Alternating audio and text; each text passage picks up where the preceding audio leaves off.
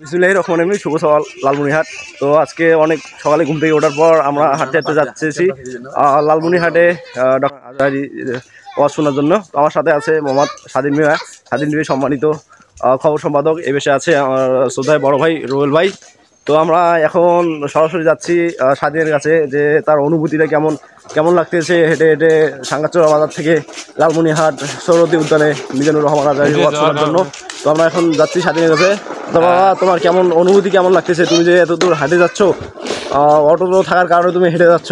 আসলে আমার একটা অটো মানে ঠিক করার কথা ছিল, তো সেখানে আমার মনে করো অটো এখন বলতেছে যে আমি যাবো না, যেহেতু আমার মনে করো মাহফিলে যেতে হবে, সেহেতু আমার মানে ইচ্ছা থাকার কারণে আমি এখন হেঁটে যাচ্ছি বাসা থেকে লালমনিরহাটের দিকে।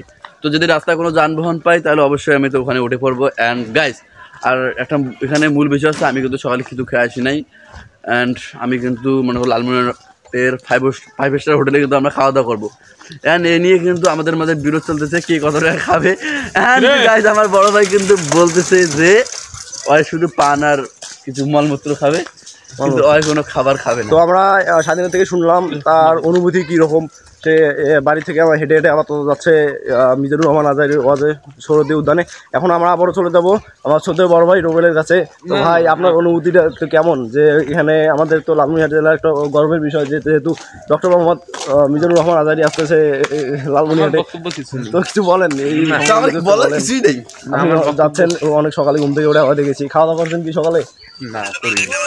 আচ্ছা, আমরা শুনলাম ভাইও কিন্তু খাওয়া দাওয়া করে নেই, ওইখানে স্বাধীনও খাওয়া দাওয়া করে নেই, এবং আমি তো খাওয়া দাওয়া করি নাই অবশ্য। আজকে ডিলটা দেবে রুবেল ভাই। রুবেল ভাইয়ের সাথে যেহেতু যাচ্ছি, তোদের বড় ভাই বলে কথা। রুবেল ভাই আবার স্বাধীনের কাছে দিয়েছি, গাই বাবা তুমি কি খাওয়া দাওয়া দিয়ে দিবা আজকে? আসলে ভাই আমার কাছে মনে করো শুধু কাশি বিরিয়ানি আর তিয়েরি খাওয়ার মতো টাকা আছে, আর মানে যানবাহনে যাওয়ার জন্য টাকাটা আছে, কিন্তু আসলে আমি ওইরকম টাকা আনি নাই। আর যেহেতু আমি আনি নাই, সেহেতু আমি কিন্তু আপনাকে মানে কোনো রকম সাহায্য করতে পারছি না। I am so sorry. না না, আর আপনারা দর্শক হয়তো জানে না কি না, আমার কিন্তু রুচি নেই, আমি অতটা খাইতে পারি না। হ্যাঁ, এখানে আবার স্বাধীন যেটা কিছুক্ষণ আগে যেটা বললো যে নিহারি এবং কাচি বিরিয়ানি খাওয়া টাকাটা আছে, আমার ওখান থেকে আমার একটা হলেই হবে যথেষ্ট। আমার তো রুচি নেই, এটা অনেকে হয়তো জানে না।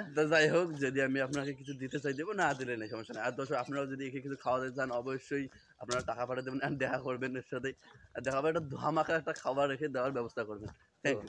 আচ্ছা, তো ওকে, ধন্যবাদ ভাইদের কাছে জানলাম তার অনুভূতি কীরকম। তো আজ এই পর্যন্ত, আবার চলে আসবো নতুন একটি ভিডিও নিয়ে।